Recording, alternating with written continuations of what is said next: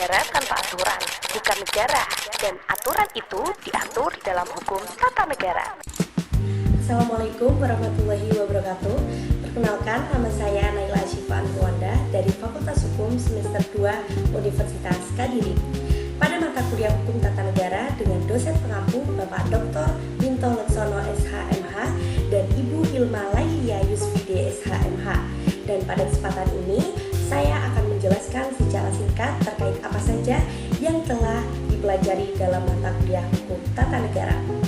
Hukum Tata Negara atau biasa disebut dengan HTN adalah hukum yang mengatur bagaimana negara ini dibentuk, bagaimana kekuasaan ini dijalankan, dan bagaimana kekuasaan ini itu dibatasi. HTN juga mengatur hubungan antar lembaga negara serta hubungan antara negara dengan warga negaranya. Jadi bisa dikatakan hukum tata negara itu adalah kerangka utama dari sebuah negara. Dalam hukum tata negara ada beberapa hal yang penting yang perlu dipahami. Yang pertama, yakni adalah bentuk negara. Secara umum ada dua bentuk negara, yakni negara dengan kesatuan dan negara federal. Indonesia sendiri merupakan negara kesatuan, yang berarti kekuasaan tetap terpusat, meskipun ada pembagian ke daerah. Dan yang kedua, yakni adalah bentuk pemerintahan.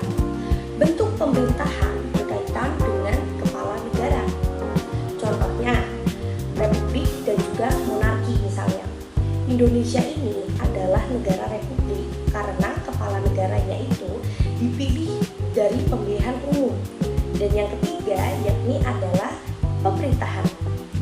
Sistem pemerintahan ini, Indonesia ini menganut pada sistem presidensial, yang artinya presiden berperan sebagai kepala negara dan kepala pemerintahan. Presiden tidak bertanggung jawab kepada DPR dan kekuasaan ini dipisahkan eksekutif, legislatif, dan juga yudikatif.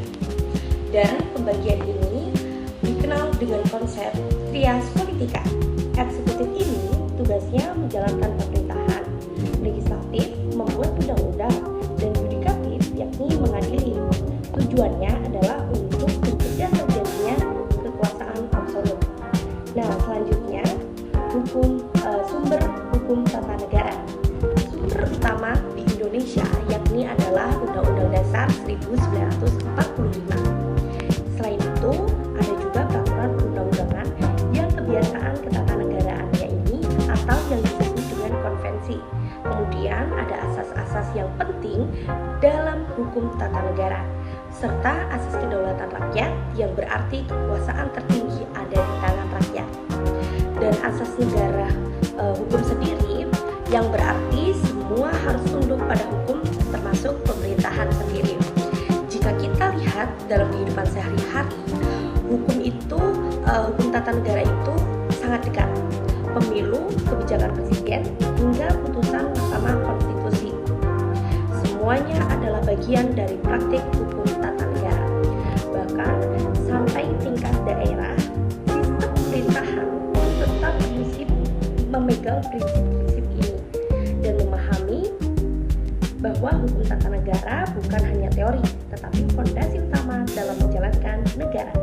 Karena tanpa hukum, kekuasaan bisa menjadi tidak terkendali.